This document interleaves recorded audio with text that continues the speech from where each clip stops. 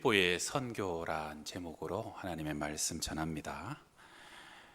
우리 성경의 처음은 태초에 하나님이 천지를 창조하시니라 라고 시작되고요, 계시록 마지막에 보게 되면 내가 진실로 속히 오리라 하시거늘 아멘 주 예수여 어서 오시옵소서. 우리 주님은 반드시 이 땅에 다시 오실 것입니다. 그리고 우리는 그 주님의 오심을 이 땅 가운데 앞당기는 하나님의 자녀들입니다. 언제 주님이 오십니까? 세상에 많은 희귀한 일들이 있고 어려운 일이 있어도요, 많은 사람들이 말세다 말세 그런 얘기를 해도 성경에서는 말세를 이렇게 기록합니다. 이 천국 복음이 모든 민족에게 증언되기 위하여 온 세상에 전파되리니 그제야 끝이 오리라. 하나님의 천국 복음이 온 세상 모든 민족 가운데 전파되고 땅끝까지 잃어버렸던 영혼을 다시 찾게 될 때, 그때 이 세상의 끝은 오고 우리 주님은 이 땅에 영광의 왕으로 임하신다는 것입니다. 그래서 우리는 주님 다시 오심을 이 땅 가운데 앞당기는 자들이고요, 또 주님 다시 오심을 기다리고 사모하고 그것을 사명으로 살아가는 것이 우리 성도들의 사명이고 교회의 사명인 줄 믿습니다. 하나님의 복음을 증거하는 것, 특별히 이웃에도 전하지만 땅끝까지 복음 전하는 선교는 해도 되고 안 해도 되는 것이 아니고요, 반드시 해야 되는 사명이고 우리의 종국적인 부르심이라는 것이죠. 우리 교회가 감사하게 이제 2달간 잘 교육받고 훈련받은 선교팀이 이제 다음 주에 말레이시아 팀이 떠나고 또 일본 팀이 월말에 떠나게 됩니다. 우리를 대신하여 가는 것이고 대표하여 가는 것입니다. 그래서 선교가 무엇인가 오늘 말씀을 통해서 다시 한번 상고합니다. 첫 번째, 한번 따라합시다. 성령이 인도하십니다. 선교는 성령님이 인도하시고 주관하시는 것이다. 제가 신학교 다닐 때 선교학을 배울 때요, 선교학 교수님이 제일 먼저 가르쳐 주신 단어가 미시오 데이라 하는 단어였어요. 하나님의 선교, 선교는 하나님이 하시는 것이고 하나님이 주관하시고 하나님의 뜻이 이루어지는 것이 선교다. 사도행전 13장에 주를 섬겨 금식할 때 성령이 이르시되 내가 불러 시키는 일을 위하여 바나바와 바울을 따로 세우라 하시니, 초대교회 때 선교를 본격적으로 시작한 교회는 예루살렘 교회가 아니라 안디옥 교회였어요. 예루살렘 교회에서 스데반이 돌에 맞아 죽으면서 큰 핍박이 일어나고, 그래서 성도들이 살기 위해서 사방으로 흩어졌는데요, 먼 안디옥까지 가서 거기서도 복음을 전하면서 교회가 세워졌고 그 안디옥 교회가 본격적으로 선교를 시작하는 교회가 됩니다. 안디옥 교회의 영적 지도자는 바나바와 바울이었어요. 사실은 안디옥 교회가 세워진 지 1년 정도밖에 되지 않았을 때, 개척교회가 1년이면 얼마나 든든히 세워졌겠어요. 참 연약하죠. 그런데 하나님이 오늘 방금 읽었던 말씀처럼 내가 불러 시키는 일을 위하여 사람을, 바나바와 사울을 따로 세워서 선교사로 파송하라라고 명령하십니다. 이 교회는요, 참 개척한 지 1년밖에 안 된 교회였지만 그 말씀에 순종합니다. 그리고 그 두 사람을 파송해요. 어떤 결과가 일어납니까?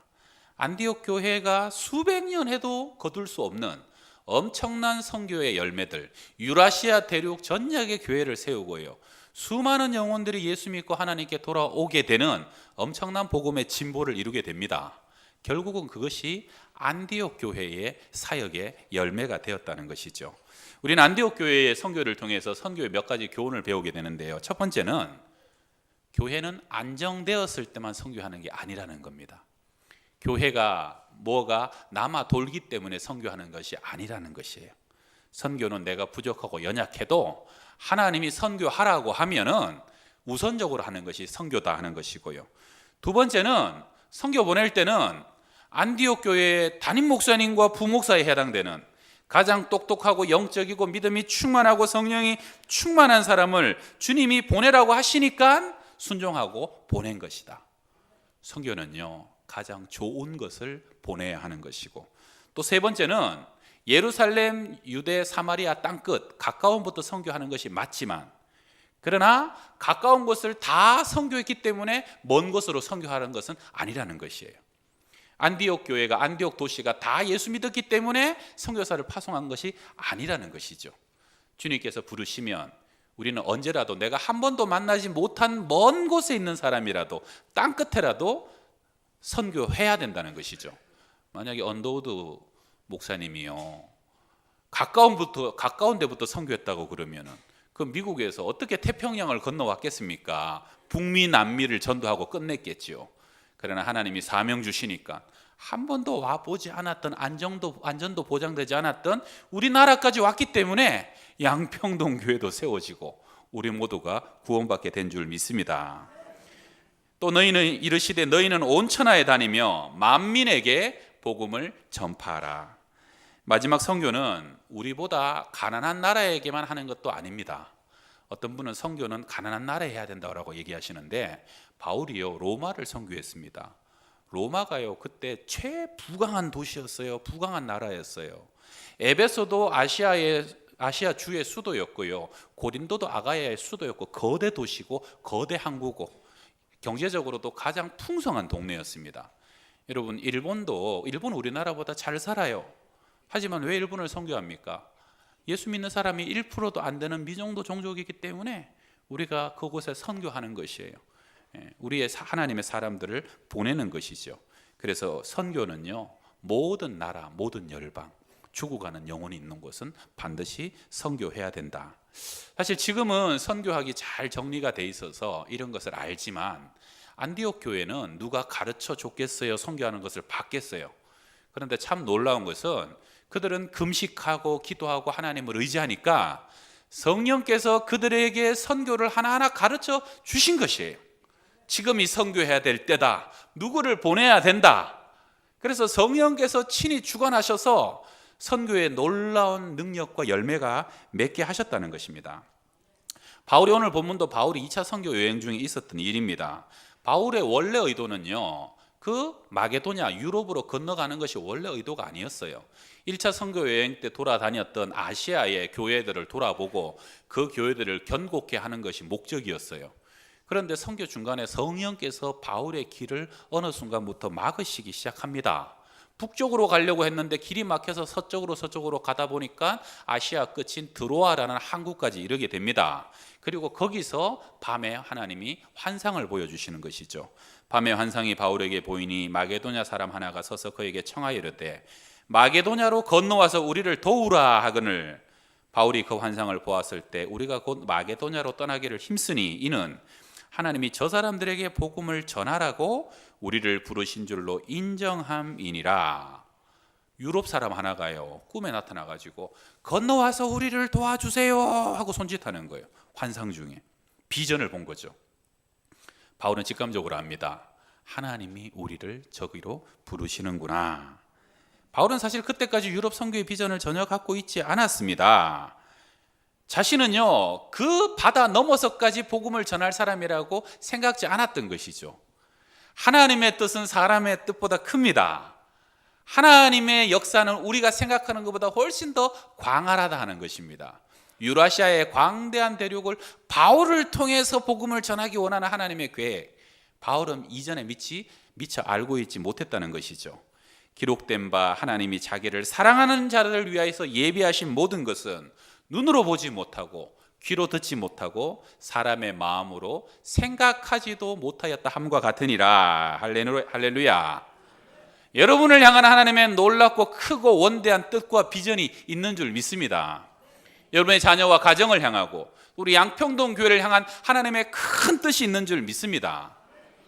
서쪽으로 자꾸 복음을 전파하게 하시는 거예요. 유럽을 건너가고 로마로 가고 저 스페인까지 가고. 그러니까 어떻게 됐습니까? 호전적인 그 민족들이에요. 대서양을 건너가서 아메리카를 복음화시키고 미국 사람들이 태평양을 건너와서 한국을 복음화시키고 그 복음이 중국으로 동남아로 서남아로 마침내 예루살렘 땅끝까지 전파되는 것. 그 복음의 서진이 하나님의 뜻이고 계획이고 훨씬 더 효과적인 방법이었다는 것이죠. 선교는요 하나님의 뜻에 순종하고 쫓아가면 그 결과는 하나님이 이루시는 줄 믿습니다. 근대 선교의 아버지는 윌리엄 캐리입니다. 아무도 선교에 대해서 체계적인 지식도 경험도 없던 시대에 이 영국에서 태어난 윌리엄 캐리는 인도에 가서 평생을 선교에 헌신합니다. 그때 인도는요 가면 죽는 동네예요. 모든 면에서 안보에서나 위생에서나. 그런데 윌리엄 캐리는 그 인도에 가서 무려 44개의 다양한 족속의 언어를 성경으로 번역했고요. 인도는 사티라는 아주 악습이 있었어요. 그게 뭐냐면 남편이 죽으면 아내는 무조건 같이 생매장해서 죽이는 거예요. 같이 화형시켜서 죽이는 거예요. 윌리엄 캐리는 그 인도에 가가지고 무려 30년 동안이나 싸워가지고 이 사티라는 풍속을 완전히 폐지시켜 버립니다. 그리고 인도의 동양에서는 처음으로 학위를 수여하는 세란포르 대학을 세운 설립자가 되고 대학 교수가 됩니다. 그런데 정작 이 윌리엄 캐리의 공식적인 학력은 초등학교 졸업이었어요. 14살 때부터 구두를 수선하는 구두 수선공으로 생업을 살아갔던 사람인데, 결과적으로는 이 윌리엄 캐리가 사도 바울 이후로는 가장 위대한 선교의 역사를 이룬 사람이라고 평가받고 있습니다. 어떻게 그게 가능했을까? 하나님이 이 윌리엄 캐리에게 특별한 소명을 주셨어요. 윌리엄 캐리는요, 학력은 얼마 되지 않지만 책 읽는 것을 좋아해서 20대 어느 날 캡틴 쿡의 항해라는 책을 읽게 됩니다. 그 책은 캡틴 쿡이라는 사람이 대항해 시대를 열었는데요, 이 사람이 항해에 특별한 은사가 있어가지고 그 당시에 다른 사람들은 미처 가지 못하던 타이, 하와이, 뉴질랜드, 남태평양 섬들을 누비며 그곳에 도착하는 곳에 큰 언덕 위에 십자가를 세우곤 했답니다. 그래서 그 사람들의 실화들을 읽고 감동을 받았어요. 그리고 이 윌리엄 캐리가 그날 밤에 잠을 자는데요, 특별한 꿈을 꿉니다. 수없이 많은 원주민들이 큰 십자가 옆을 그냥 지나쳐가지고 저 앞에 있는 벼락에 줄지어서 떨어져서 죽는 꿈이에요. 근데 그 벼락 밑에는 불못이 타고 있더라는 것이에요. 그럼 밤에 그 악몽 속에서 땀이 흠뻑 젖고 소스라치게 놀라면서 꿈에서 깨어납니다. 그리고 이것이 무슨 꿈인가 생각하는데 직감적으로 꿈을 알게 돼요. 정작 유럽 사람들이, 캡틴 쿡 같은 사람들이 가는 곳마다 십자가를 세웠지만 언어가 다르고 글자가 다르기 때문에 아무도 그 십자가의 의미를 제대로 설명해 주지 않아서 결국은 십자가 옆을 지나가면서도 모든 사람은 사망으로, 죽음으로 떨어져 불못에 떨어질 수밖에 없는 것이 인생이라는 걸 깨닫고요, 그는 큰 소명과 도전을 받습니다. 그리고 그날 밤에 꿈이 내가 평생 어떻게 살아야 되고 무엇을 위해 살아야 될지 결정하는 결단적인 소명이 됩니다. 그는 선교에 투신합니다. 그래서 가는 곳마다 성경을 번역해요. 그들의 언어로, 그들이 알아들을 수 있는 말로 십자가의 복음을 전해주기 시작합니다. 그래서 초등학교 졸업뿐인 구두수선공 윌리엄 캐리가요, 근대 선교의 초석을 놓고 하나님께 쓰임받을 수 있는 놀라운 선교의 아버지가 되었다는 것입니다. 성도 여러분, 영혼을 살리고 교회를 살리고요, 땅과 민족을 살리는 것은 미시오 데이, 하나님이 하시는 하나님의 선교인 것을 믿으시기 바랍니다. 우리 두 번째 한번 따라합시다. 예배가 선교입니다. 이번에 우리 교회는 감사하게 처음으로 중고등학생도 4-5명이 선교를 가고요, 그리고 60대뿐만 아니라 70대 넘는 분들도 여러분이 함께 선교를 떠납니다. 한번 따라합시다. 선교의 사각지대는 없고 선교의 제한 연령도 없습니다. 믿으십니까? 선교의 연령 제한은 없습니다. 저는 우리 교회 작년부터 선교 가는 날, 우리 교회 가장 연세 많은 분들도 선교 가는 날, 그런 날이 오기를 바랍니다. 저는 사실은 어릴 적부터 선교를 가지는 못했어요. 제가 30살쯤 되었을 때 2002년도에 처음으로 몽골의 청년들 데리고 처음 가면서 인솔자로 선교를 갔었습니다. 몽골 가보셨어요? 정말 넓더라고요. 사방이 푸른 초장, 그냥 가도 끝없는 초장이 광활하게 펼쳐졌는데요, 산도 없어요. 그냥 그 광야가 끝없이 펼쳐졌는데 징기스칸이 바로 이런 데서 말을 달렸겠구나. 저는요, 버스를 타고 막 2시간, 3시간, 4시간을 달려가는데 그 자체에 막 가슴이 뛰는 거예요. 세상은 이렇게 넓은데, 세상이 이렇게 넓다니. 감동에 감동을. 근데 가면서 뭐 합니까? 다른 게 없더라고요. 계속 찬양하고 노래하고, 이 땅도 하나님이 사랑하시는 땅이라고, 저 게르라는 집에 사는 저 사람들 하나님 사랑하는 백성들이라고 선포하고 축복하는 거예요. 그러고 가다가 인솔자니까 어느 곳에 가는데 아무 사람도 없고 집도 없는데 내려서 찬양하고 예배를 드리고 싶어요. 그래서 다 내리라고. 그래서 내려가고 30명이 삥 둘러가지고 그냥 그 넓은 광야 한가운데서 기타 치면서 30명이 찬양을 해요. 그때 제가 좋아하는 찬양이 있었어요.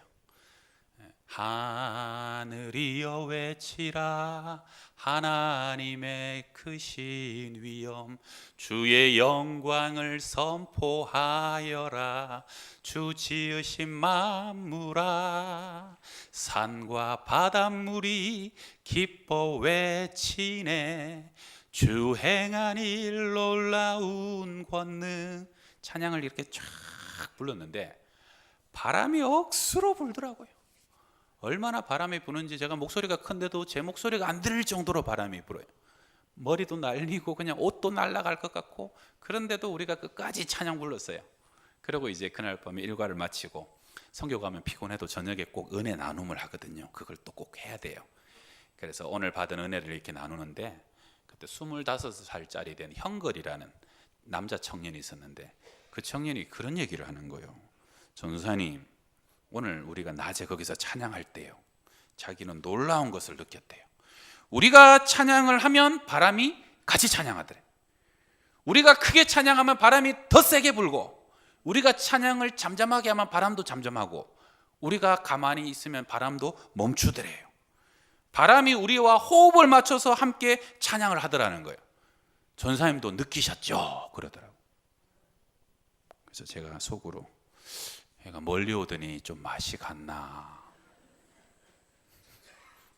그런데요, 그런 생각도 들었지만 가만히 생각해 보니까 본인이 그렇게 느꼈다는데, 본인이 그렇게 은혜 받았다는데 전도사가 시비 걸 거 있어요, 없어요?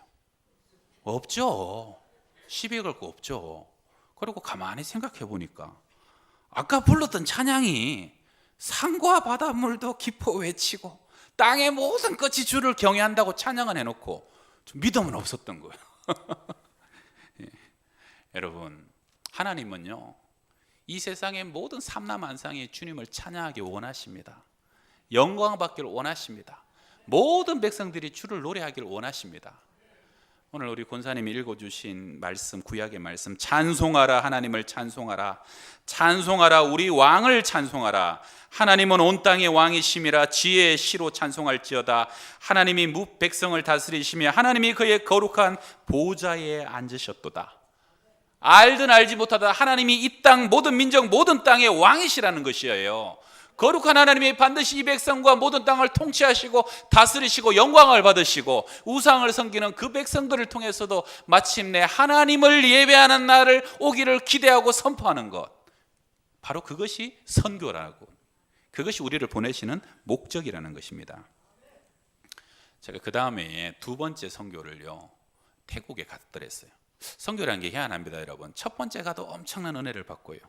하여튼 선교는 시작하면 하나님이 막 은혜를 주시는데, 두 번째 태국을 갔더니 방콕에서 450km를 동북쪽으로 쫙 가면 콩켄이라는 도시가 있어요. 거기를 그냥 거의 평생을 섬기는 선교사님이 우리를 가이드하면서 인도하는데, 450km 저기 2층 버스 타고 갔으니까 피곤하잖아요. 근데 피곤해도 먼저 가야 될 때가 있다. 그리고 어딜 데리고 가냐면 그 도시에서 제일 큰 절을 데리고 가는 거예요. 태국은 불교 도시라 하여튼 좀 명산 대천이라 하는 데서는 다 절이 있는데 거기서도 제일 큰 절이더라고요.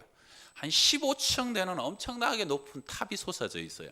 엘리베이터가 없어서 거기를 돌아가고 걸어가고 탑 꼭대기까지 올라갔더니 너무 높아서 그런가 사람들도 별로 없더라고요. 스카이 라운지처럼 이렇게 쫙 펼쳐져 있는데, 선교사님이 그때, 저는 그런 얘기 처음 들어봤어요. 그때, 여러분 선교가 뭔지 아십니까? 선교는 하나님이 이 땅과 백성을 바라보시는 마음을 느끼는 거라고. 여러분, 제가 지금 여러분에게 20분을 시간을 드릴 테니까 여기서 보면은 태국 땅이, 이 콩켄 땅이 다 보인다고. 하늘에서 하나님이 바라보시는 시각으로 하나님이 그 마음, 그 시각 저에게도 주세요라고 기도하면서 20분 동안 이 땅을 위해서 기도해 달라고 그러시더라고. 그래서 저도 처음 얘기 들었지만 그래서 흩어져 갖고 조용히 바라봤어요. 봤더니요, 참 오염되지 않은 땅, 물, 그리고 나무들, 수목들, 숲들, 사람들, 너무 이쁜 거예요. 사람은 조그맣게 보이지만 너무 이쁜 거예요. 그래서 제가 기도하면서 속으로 하나님 참 이쁘네요, 멋지네요 그랬더니요, 여러분 선교지는요 하나님의 음성이 더 잘 들립니다. 하나님이 저에게 뭐라 그러시냐면 이쁘냐 멋지냐, 그런데 나는 저 백성들 때문에 마음이 아프다. 그런데 나는 저 백성들 때문에 마음이 아프다. 그 짧은 마디 한마디가 제 가슴에 쿡 박혀 들어오는 거예요. 근데 신기한 게 1년이 지나고 2년이 지나도요, 그때 생각만 하고 그 얘기만 누구에게 해주면 그때 느꼈던 마음이 똑같이 살아나는 거예요. 왜요? 주님 주신 음성이고 주님 주신 마음이기 때문에 그게 쉽게 사라지지 않는 거라는 거예요. 성도 여러분, 선교는요 하나님과 연결되는 예배가 목적입니다. 하나님이 바라보시는 아픔이 내 아픔이 되고, 하나님이 바라보시는 기쁨이 내 기쁨이 되고, 하나님의 거룩함이 그 땅에 예배하는 나를 통해서 조금이라도 흘러가길 바라는 거, 우리 가운데 빛을 주신 그 주님의 빛이 그 땅 가운데 새롭게 빛으로 드러나길 바라는 거예요. 그래서 어두운 사람들이 그 빛을 보고 주님에 대한 소망을 갖게 하는 것이에요. 마게도냐 사람 환상을 보고 성령의 인도하심을 받아 바울은 빌립보에 갑니다. 막상 갔더니요 처음부터 대단한 일을 할 것이 없었던가 봐요.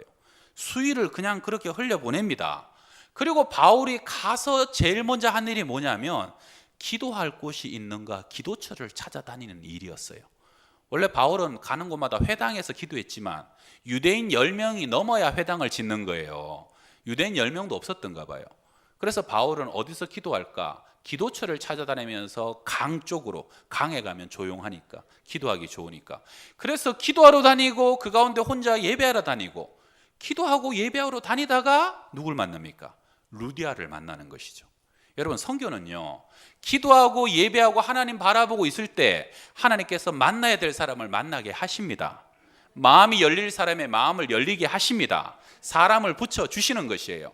그리고 바울은 예배하고 기도하고 다녔더니 어느 날 귀신 들린 요정이 쫓아와가지고 바울을 괴롭히면서 이 사람은 지극히 높은 하나님의 종으로 구원의 길을 알게 하는 자라 하고 소리 지르면서 쫓아다닙니다.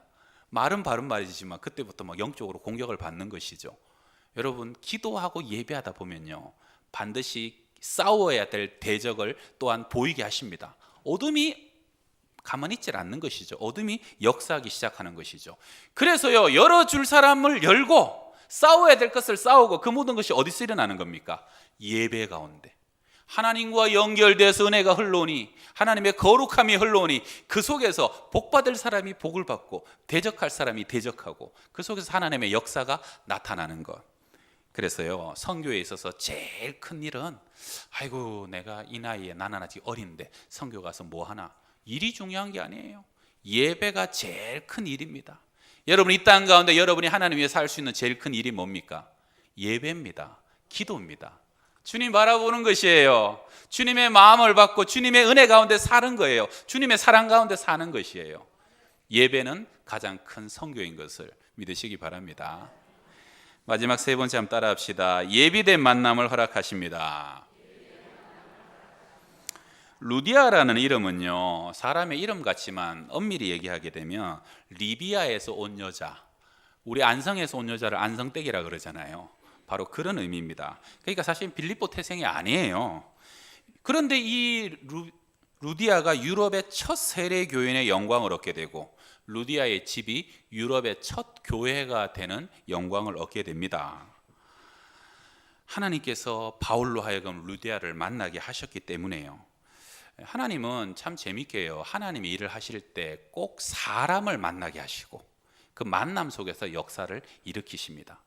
바울이 다메섹에서 눈멀어서 사흘간 시금 전폐하고 있을 때 아나니아를 보내시잖아요. 아나니아가 딱 손을 얹으니까 눈이 열리고 비늘이 벗겨지고요. 아나니아가 주님께서 너를 이방의 선교사로 보내신다라고 그의 사명을 다시 한번 확증해 주십니다. 다소에 묻혀가지고 깜박함에 잊혀버릴 뻔했던 바울에게 바나바가 다소까지 찾아가서 바나바를 데리고 안디옥까지 와서 바울은 본격적인 안디옥 목회가 시작됩니다. 고린도에 갔더니 브리스길라 아굴라 부부가 바울을 기다리면서 그 부부들과 함께 힘있게 사역을 했고요. 빌립보에서는 루디아를 만나게 하셔서 그 루디아와 그 집을 거처로 삼아 하나님의 교회가 세워지게 되었다는 것이죠. 하나님은요, 사람을 붙여주시고 사람을 통해서 일하시고 영광을 받으시는 분이시라는 거예요. 성령을 쫓아 사실은 빌립보에 갔더니 빌립보에서 바울은 생각지도 못했던 핍박을 당하게 되죠. 귀신 들린 여종, 귀신을 쫓아줬어요. 근데 그 귀신 들린 여자 데리고 점쳐서 돈 벌어먹던 주인들이 바울의 누명을 써서 고소해버립니다. 그래서 매 맞죠, 옷 찢어지죠, 감옥에 갇히죠, 엄청난 고난과 핍박을 당하게 됩니다. 그런데 이 루디아가 바울에게 큰 위로와 힘을 주는 유일한 사람이었다는 것이죠. 14절에 두아디라시에 있는 자색 옷감 장사로서 하나님을 섬기는 루디아라 하는 한 여자가 말을 듣고 있을 때 주께서 그 마음을 열어 바울의 말을 따르게 하신지라. 루디아는 자색 옷감 장사, 옷감 장수, 요즘으로 치면요 고북 양품점 사장입니다. 이 자색, 보라색은 왕족이나 귀족들만 입던 옷이었어요. 그래서 굉장히 하이 레벨에 있던 사람들을 만났고요. 그래서 루디아는 자연스럽게 상당한 경제적인 역량이 있던 여자였고 바울 일행에게 가장 큰 스폰서가 되어서 선교를 돕는 사람이 되었다는 겁니다. 15절에 그와 그 집이 다 세례를 받고 우리에게 청하여 이르되 만일 나를 주 믿는 자로 알거든 내 집에 들어와 유하라 하고 강권하여 머물게 하라. 나도 주님 믿는 형제요 자매로 여기시면 우리 집에 꼭 오셔야 됩니다. 강권합니다. 여자가 대차요. 그 여러 남자들 바울, 바나바, 실라, 디모데 여러 남자가 됐는데 자기 집으로 영접해 드립니다. 그리고 떠날 때까지 그 자기 집을 영적인 처소로 삼고 결국은 교회가 세워지게 되죠. 그리고 이 루디아를 통해서 시작된 빌립보 교회는요, 바울이 많은 교회를 세웠지만 바울에게 제일 많이 선교 헌금을 보내는 교회가 됩니다. 그래서 바울이 이 빌립보 교회를 생각만 하면 기뻐하고 또 기뻐서 너무너무 기뻐하면서 기쁨의 서신이 빌립보서가 되게 되었다는 것이죠. 여자들이 참 잘 섬겨요. 잘 돕고 어머니의 마음이라서 그런 것 같아요. 다른 교회들은 바울을 그렇게까지 생각 안 했는데 에베소 교회는 훨씬 더 많은 능력이 나타났던 교회였는데 근데 이 빌립보 교회가 바울이 마지막 죽을 때까지 바울을 물질적으로 기도로 섬기는 교회가 되었다는 겁니다. 루디아도 큰 복을 받죠. 아까 말씀드렸던 것처럼 첫 유럽의 세례교인이 되고 그와 온 집안이 세례를 받고 하나님의 구원을 받게 되고 그 집은 빌립보 교회가 되는 은총을 받게 되었다. 여러분, 하나님의 성령의 인도하심을 가고요 성령 안에서 예배하는 중에 만나는 사람은 내게 있는 말씀을 주므로 그도 생명이 살아나고 그 집도 구원받게 되고 또 그에게 있는 작은 물질과 기도가 또 흘러옴으로써 함께 복을 받고 기뻐하게 되는 아름다운 만남의 축복으로 이어지는 줄 믿습니다. 마지막 얘기 하나 하고 마칩니다. 서강대 교수를 지낸 우리 지금 고인이 되셨는데 장영희 교수님의 유고집 살아온 기적, 살아갈 기적이라는 책에 보게 되면 나의 불가사리라는 제목의 수필이 있습니다. 이런 내용이에요. 간밤에 폭풍우가 엄청 불어 닥쳤던가 봐요. 그래서 하얀 백사장에 불가사리 떼가 다 밀려 쓸려와 갖고 백사장에서 이제 아침에 태가 뜨면 죽어가게 될 운명에 처해 있었어요. 그때 10살 정도 된 한 소년이 거기 와가지고 불가사리들이 불쌍해서 하나씩 손으로 집어갖고 바다에 던지고 또 하나를 집어서 바다에 던지고 있는 거예요. 한 남자 어른이 와가지고 그것을 보고 살짝은 비웃으면서 이런 얘기를 합니다. 얘야, 이 해변을 봐라. 폭풍우에 밀려온 불가사리 수가 셀 수 없을 정도로 많은데 네가 그렇게 한다고 그게 무슨 도움이 되겠니? 그때 이 아이가 손에 쥐었던 불가사리를 다시 바다에 집어 던지면서 이렇게 얘기합니다. 아저씨, 적어도 제가 방금 바닷속으로 던져버린 저 불가사리 한 마리만큼은 도움이 되겠지요.